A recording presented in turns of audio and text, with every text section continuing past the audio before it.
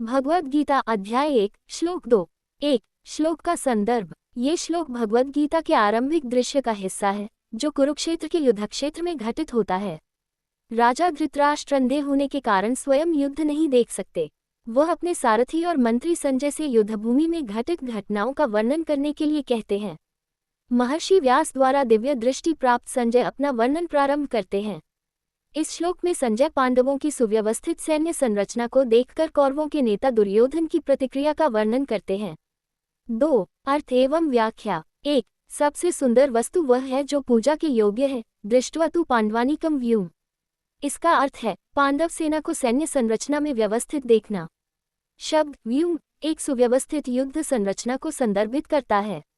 इसका तात्पर्य यह है कि पांडवों ने कौरवों की तुलना में संख्यात्मक रूप से छोटे होने के बावजूद अपने सेनापति धृष्टद्युम्न के नेतृत्व में रणनीतिक रूप से खुद को तैयार किया था। 2 दुर्योधन तदा यह उस समय दुर्योधन की प्रतिक्रिया को उजागर करता है। यद्यपि दुर्योधन बाहरी तौर पर आश्वस्त था, लेकिन पांडव सेना की ताकत और अनुशासन को देखकर वह अंदर से भयभीत महसूस करता था। 3 ईश्वर की स्तुति हो आचार्यम उपासंगम्य। इसका अर्थ है अपने शिक्षक के पास जाना। यहाँ के गुरु द्रोणाचार्य हैं, जो महान योद्धा और पांडवों और कौरवों दोनों के गुरु थे। भीष्म जो कौरव सेना के सेनापति थे के पास जाने के बजाय दुर्योधन द्रोणाचार्य के पास जाता है, जिससे उसे पांडव सेना की ताकत के बारे में चिंता और अपने गुरु की सैन्य शक्ति पर निर्भरता का पता चलता है। 4 छुट्टियों की अवधि। इसका अर्थ है राजा दुर्योधन ने ये शब्द कहे। ये कौरव राजा के रूप में दुर्योधन की भूमिका पर प्रकाश डालता है तथा ये भी बताता है कि वह किस प्रकार अपने गुरु को अपनी चिंताओं से अवगत कराता है।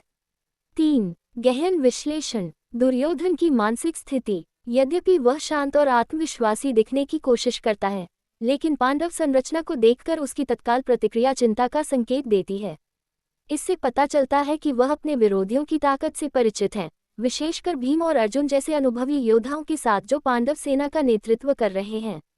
भीष्म के बजाय द्रोणाचार्य के प्रति उनका दृष्टिकोण ये दर्शाता है कि वे निष्ठा के बारे में चिंतित हैं। द्रोणाचार्य का अर्जुन और पांडवों के साथ भावनात्मक संबंध था। नेतृत्व और रणनीति। पांडवों ने अपनी सेना को सावधानीपूर्वक व्यवस्थित किया था, जो उनकी तैयारी और दृढ़ संकल्प को दर्शाता था। इस सावधानीपूर्वक बनाई गई सेना ने पांडवों में भय पैदा करने के बजाय दुर्योधन को बेचैन कर दिया। संजय का तटस्थ वर्णन। संजय कोई व्यक्तिगत राय व्यक्त नहीं करते बल्कि केवल घटनाक्रम बताते हैं। उनके शब्द युद्धक्षेत्र की वास्तविक स्थिति को दर्शाते हैं तथा इस बात पर बल देते हैं कि कैसे दुर्योधन अपने अहंकार के बावजूद आगे आने वाली चुनौती से अवगत है। 4 प्रासंगिकता और सबक। भय और अति आत्मविश्वास। यहाँ तक कि सबसे शक्तिशाली व्यक्ति भी अच्छी तरह से तैयार विरोध का सामना करने पर खतरा महसूस कर सकता है। दुर्योधन की प्रतिक्रिया से पता चलता है कि अकेले बल से जीत की गारंटी नहीं मिलती, तैयारी और रणनीति मायने रखती है। बुद्धिमानीपूर्ण परामर्श का महत्व। घबराने की बजाय दुर्योधन मार्गदर्शन के लिए अपने शिक्षक की ओर मुड़ता है, जिससे अनिश्चितता के समय में परामर्श लेने का महत्व पता चलता है। रणनीतिक सोच। पांडवों की अनुशासित सैन्य व्यवस्था दर्शाती है कि सफलता के लिए केवल संख्यात्मक शक्ति ही नहीं, बल्कि रणनीति और उचित योजना भी महत्वपूर्ण है।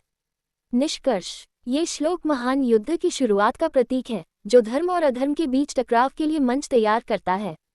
दुर्योधन की प्रतिक्रिया से उसकी आंतरिक उथल पुथल का पता चलता है और उन चुनौतियों का पूर्वाभास होता है जिनका वह सामना करेगा।